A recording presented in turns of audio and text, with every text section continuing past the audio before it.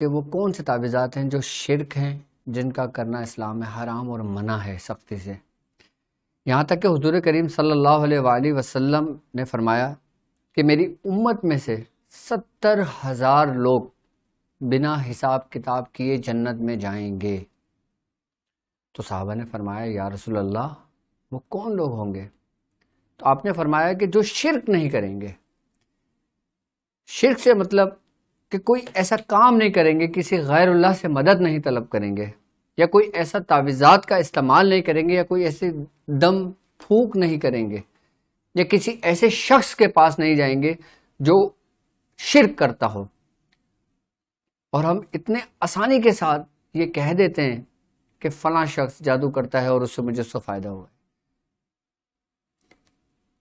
آپ کو وقتی تو فائدہ ہوتا ہے، لیکن اس کا نقصان آپ کو کئی گنا زیادہ ہوتا ہے۔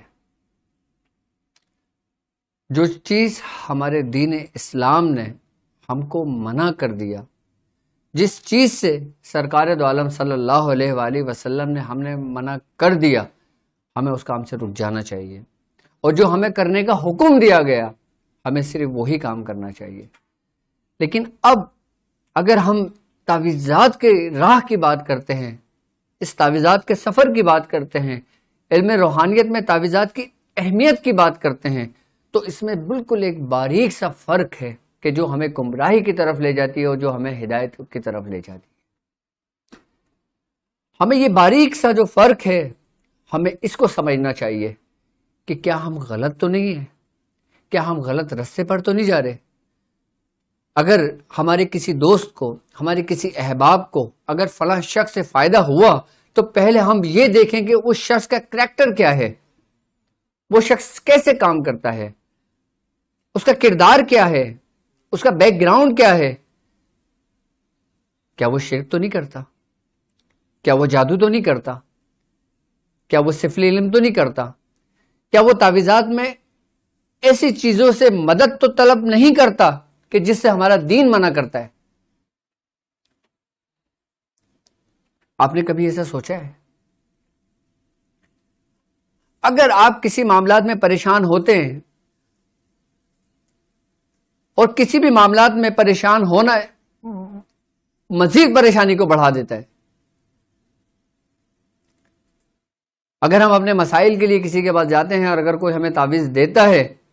تو یقیناً پہلا فرض ہمارا اس کو کھول کر چیک کرنا بنتا ہے کہ یہ ہے کیا یہ قرآن کی آیتوں سے منسوب ہے؟ کیا یہ اسم الہی سے منسوب ہے؟ کیا اس میں کوئی ایسے کلمات تو نہیں لکھے ہوئے کہ جو ہمیں گمراہی کی طرف لے جائے، ہمیں شرک کی طرف لے جائے؟ اکثر و بیشتر آپ نے تعویذات میں دیکھا ہوگا کہ کچھ تعویذات کی اقسام یہ بھی ہے کہ اس میں فرعون کے، نمرود، حامان، شداد،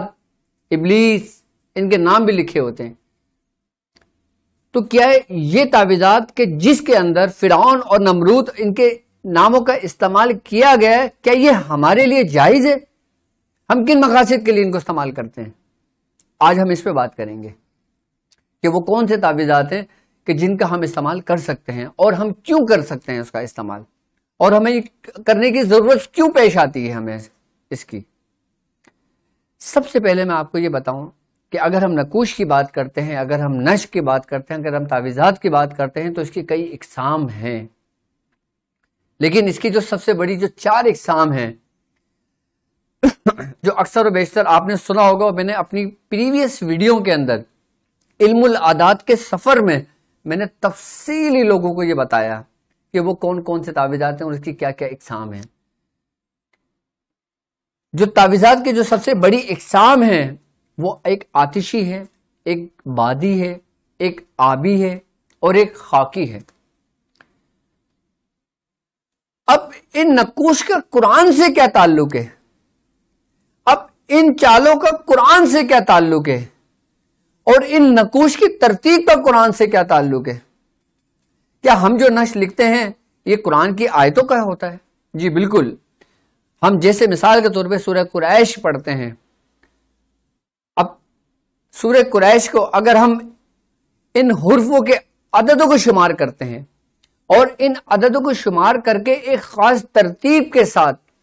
ہم اس کا نقش ترتیب دیتے ہیں تو یہ ہمارے لیے جائز ہے. اور اس میں باقاعدہ طور پہ حضرت امام احمد رضا خان بریلوی رحمۃ اللہ علیہ آپ نے بھی بہت کام کیا ہے اس پہ. شمع شبستان رضا کے اندر آپ سے منسوب بہت اعمال اس میں موجود ہیں, بہت نقوش اور بہت تعویذات اس میں موجود ہیں.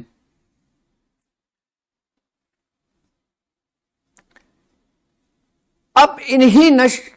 جو ہم کسی قرآن کی آیت یا اسم الہی کا حرف اسم الہی لیتے ہیں یا قرآن کی آیت لیتے ہیں یا قرآن کی سورت لیتے ہیں, جب ہم ایک خاص ترتیب سے اس کو کر ایک حروف کی عادت میں علم العادات میں شمار کر کے ہم اس کا ایک نقوش تیار کرتے ہیں تو وہ بھی سری و تاثیر ایک اثر رکھتا ہے. کیونکہ اگر علم العدد کے سفر کی اگر میں بات کرتا ہوں تو ویڈیو ہماری طویل ہو جائے گی. ابھی ہمارا جو ٹاپک ہے یہ تعویذات کے اوپر ہے.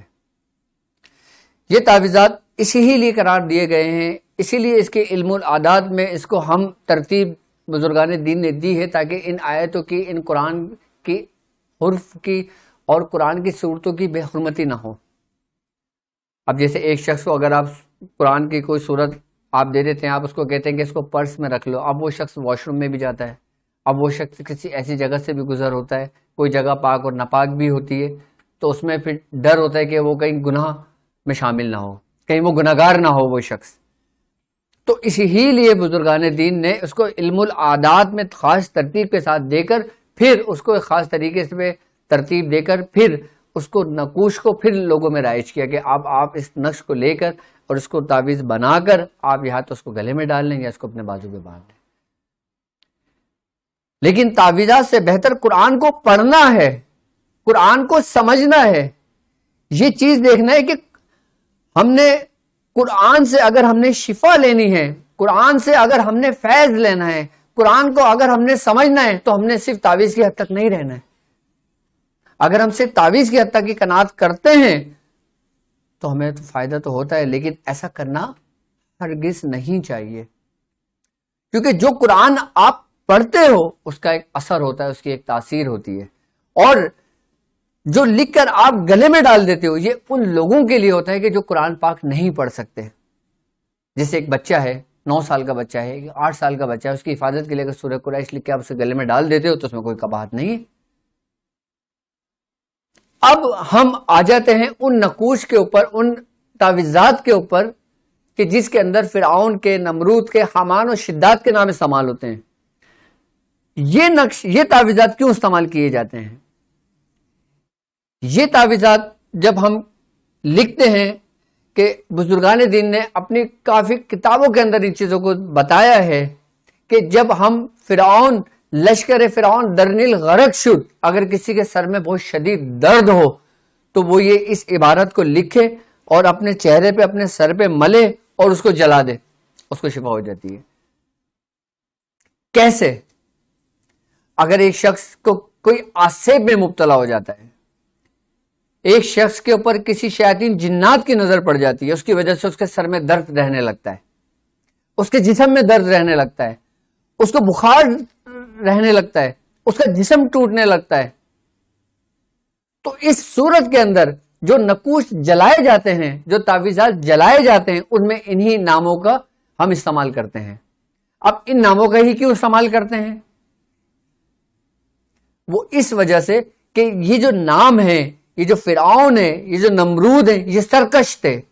ان کے اوپر قہر خداوندی ہوا, ان پہ اللہ رب العزت نے قہر کیا اپنا,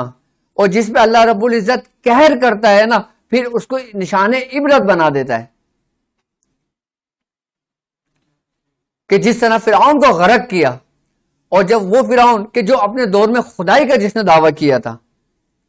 جب اللہ رب العزت نے اس کو نشان عبرت بنایا تو نشان عبرت صرف انسانوں کے لیے نہیں بلکہ تمام شیاطین کے لیے اور تمام اجنوں کے لیے بھی وہ نشان عبرت بنا. کہ جب ہم اس کے نام لکھ کے اور جب ہم اس کو استعمال کرتے ہیں تو جو ہمارے اندر جو شیاطین ہوتے ہیں, جو آسیب ہوتے ہیں, وہ اس کے خوف اور ڈر سے اس کا جسم کو چھوڑ دیتے ہیں, جس کو ہم کہتے ہیں کہ یہ قہری کام کہلاتا ہے, کہ اس میں اللہ رب العزت کا قہر جلال ظاہر کرتا ہے. اسی لیے ان نقوش کا استعمال کیا جاتا ہے کہ ان حرفوں کی بھی ایک تاثیر ہے.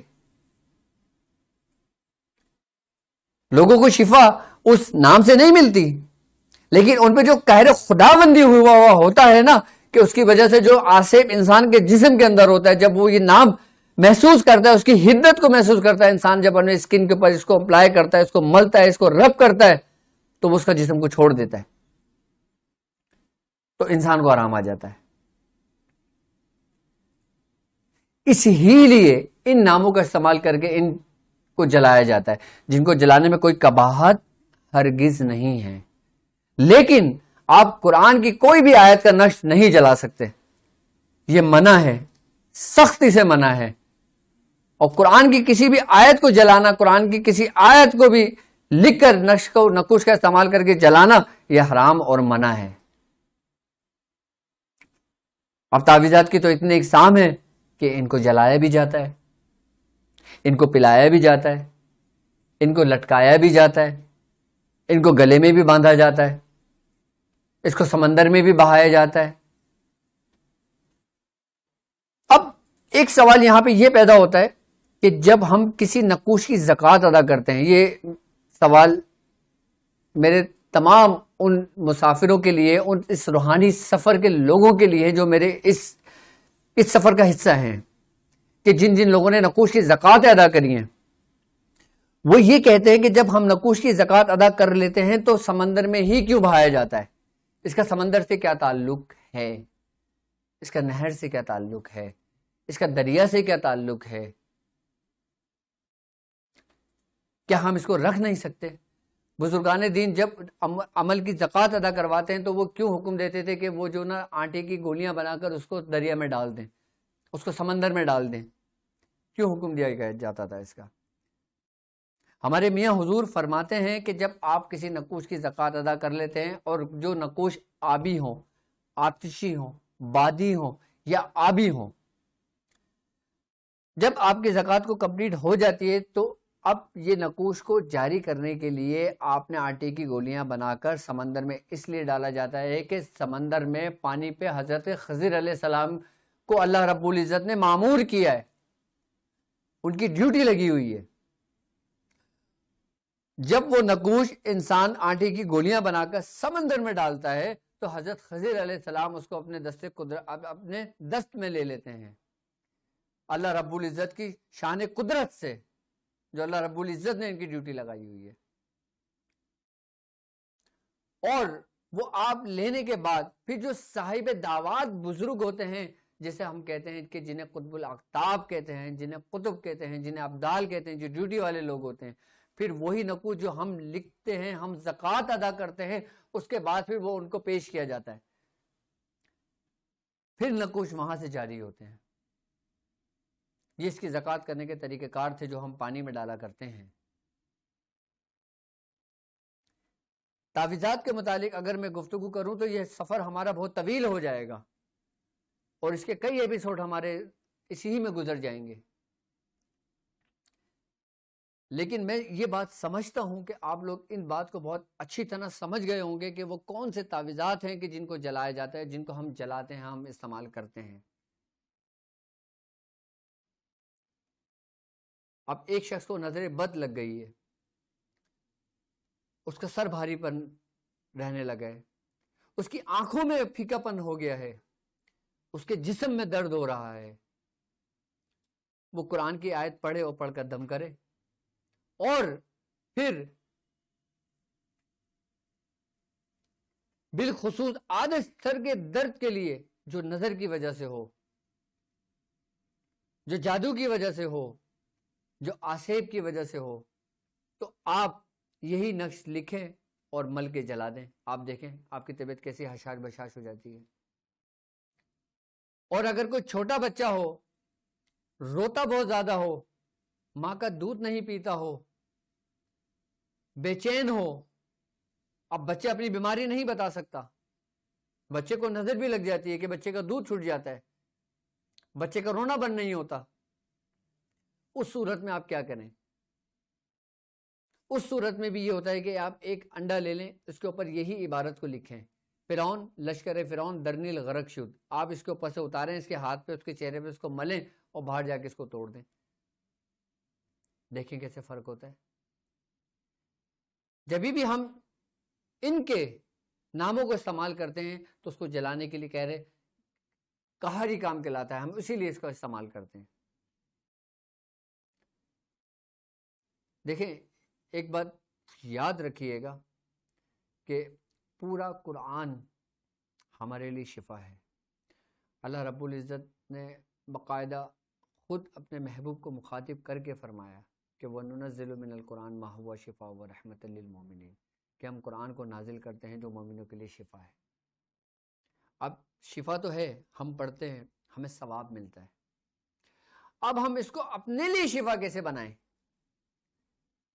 آپ کو وہ طریقے کون بتائے گا؟ آپ کو کون بتائے گا کہ کس قرآن کی آیت کا کس مرض سے کیا تعلق ہے؟ آپ ایک چھوٹی سی ایک ظاہری بات دیکھ لیں، اگر کسی شخص کو کوئی بخار چڑھتا ہے تو وہ بخاری کی ٹیبلٹ لیتا ہے، کسی کے گردے میں درد ہوتا ہے تو وہ گردے کے درد کی دوا لیتا ہے، کسی کو ہارٹ کا مسئلہ ہوتا ہے تو وہ ہارٹ کی دوا لیتا ہے، کسی کو بلڈ پریشر کا مسئلہ ہوتا ہے تو وہ بلڈ پریشر کی دوا کھاتا ہے، کسی کو شوگر کا مرض ہوتا ہے تو وہ شوگر کی دوا لیتا ہے۔ قرآن کی تو ہر آیت میں شفا ہے، لیکن پڑھنے والے کا بھی تو کمال ہو، اس کی زبان میں بھی تو تاثیر ہو۔ لیکن اگر آپ کو یہ چیز بتا دی جائے کہ قرآن کی اس آیت میں اس بیماری کا علاج ہے تو آپ کو فی الفور فائدہ ہو جاتا ہے۔ ثواب ملنا تو آپ کو ایک الگ بات ہے، ثواب ملتا ہے، لیکن اس کا فوری اثر ہمارے جسم کے اندر ہوتا ہے کہ جیسے بخار چڑھتا ہے، بخار کے اندر ہمارے جسم کی حرارت شدت کتنی بڑھ جاتی ہے۔ اب بخار ہی کی اگر ہم بات کرتے ہیں تو قرآن کی آیت ہے کہ یا نار کونی بڑھتا ہوں والسلام علی ابراہیم، آپ یہی آیت پڑھ کے آپ دم کر دیں،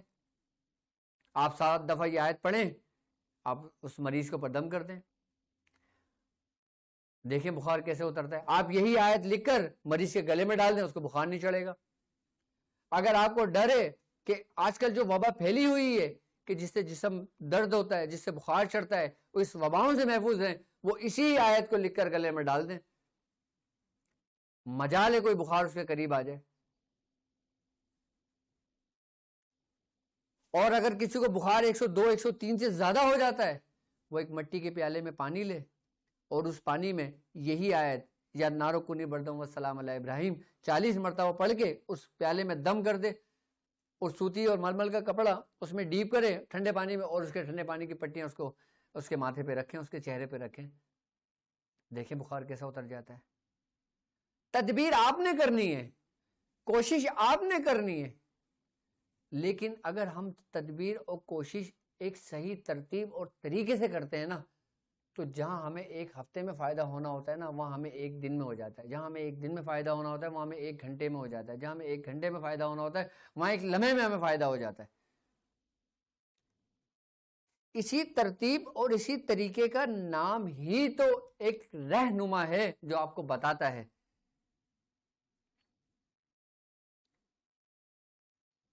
کہ اگر آپ کو فلاں مرض ہے تو آپ فلاں مرض کے کون سی آیت کا استعمال کریں گے۔ اب ہم نے سورہ قریش کی رسی کو مضبوطی سے تھاما ہوا ہے، اب ہم سورہ قریش کے ذریعے لوگوں کے علاج و معالجہ کرتے ہیں، اس کی بھی کوئی خاص وجہ ہے۔ میں یہ چاہتا ہوں کہ ہم کسی ایک عمل میں اتنا پختگی حاصل کر لیں، اتنا استقامت ہم حاصل کر لیں، اس میں اتنی کامیابی حاصل کر لیں کہ ہم اس میں اپنی مثال آپ ہو جائیں کہ سورہ قریش کسی پہ پڑھ کے دم کریں تو وہ شفا ہو جائے۔ لیکن یہ کب ممکن ہوگا؟ یہ اس وقت ممکن ہوگا کہ جب ہم اپنے معاملات سے غافل نہیں ہوں گے، جب ہم کسی چیز کی تکرار کرتے ہیں نا تو ہمارے اندر ایک حرارت اور ایک حدت پیدا ہوتی ہے، ایک نور پیدا ہوتا ہے، اور جب ہم اس کی مستقل تکرار کر رہے ہوتے ہیں، مستقل ہم اس کو پڑھ رہے ہوتے ہیں ایک خاص تعداد کے ساتھ، جیسے کچھ لوگ 313 پڑھ لیں، کچھ لوگ 1111 پڑھ لیں، کچھ لوگ 1900 پڑھ لیں، کچھ لوگ اس کی تعداد سے زیادہ پڑھ لیں، کچھ لوگ چلتے پھرتے پڑھتے ہیں، تو ہم جب کسی چیز کو ٹائم دیتے ہیں، قرآن کی کسی آیت کو ٹائم دیتے ہیں، کسی عمل کو اپنا ٹائم دیتے ہیں نا تو اس کے بدلے میں ہمیں اس کی روحانیت ملتی ہے، ہمیں اس کی معرفت ملتی ہے۔ وہ جو ہم پڑھ رہے ہوتے ہیں نا اس کا جو نور ہوتا ہے نا پھر وہ ہمارے قلب کے اندر قائم مقام ہوتا ہے، پھر جب وہ ہمارے قلب کے اندر قائم مقام ہوتا ہے تو پھر ہم جس شخص کو پڑھ کے دم کرتے ہیں نا اس کو شفا ملتی ہے. کیوں بزرگان دین 40-40 دن کے چلے کیا کرتے تھے؟ کیوں ان کو سالوں گزر جایا کرتے تھے؟ کیوں ان کو 3-3 سال لگتے تھے عمل مکمل ہونے میں؟ کیوں ان کو روحانیت کو پانے میں اتنا وقت صرف ہوتا تھا؟ اگر ان کے پیر و مرشد چاہتے وہ دعا کرتے وہ کامل ہو جاتے. کیا بزرگوں کی دعائیں رد ہوں گی کیا؟ تو پھر کیا ضرورت تھی؟ نہیں. دعا اپنی جگہ، تدبیر اپنی جگہ، کوشش اپنی جگہ. یہی وہ پریکٹیکل ہیں جو بزرگان دین اپنے شاگردوں سے، اپنے مریدوں سے، اپنے خلیفاؤں سے کروایا کرتے تھے. جس طرح قرآن کی آیت کی تاثیر ہوتی ہے اسی طرح ان نقوش کی بھی تاثیر ہوتی ہے، ان تعویذات کی بھی حقیقت ہوتی ہے، ان تعویذات کی بھی تاثیر ہوتی ہے. کیونکہ اگر تعویذات کے ٹاپک پہ اگر ہم بات کریں گے تو ہمارا سفر طویل ہوتا چلا جائے گا. تو میں سمجھتا ہوں کہ الحمدللہ ہم تمام لوگوں کو جو میرے ساتھ اس سفر میں شامل ہیں، جو ٹرانسمیشن میں مجھے دیکھ رہے ہیں، مجھے سن رہے ہیں، میرے ساتھ لوگ ہیں، ان کو یہ بات اچھی طرح سمجھ میں آ گئی ہوگی کہ کون سے تعویذات جلانا جائز ہے اور کون سے تعویذات کو جلانا ہمارے دین میں منع ہے.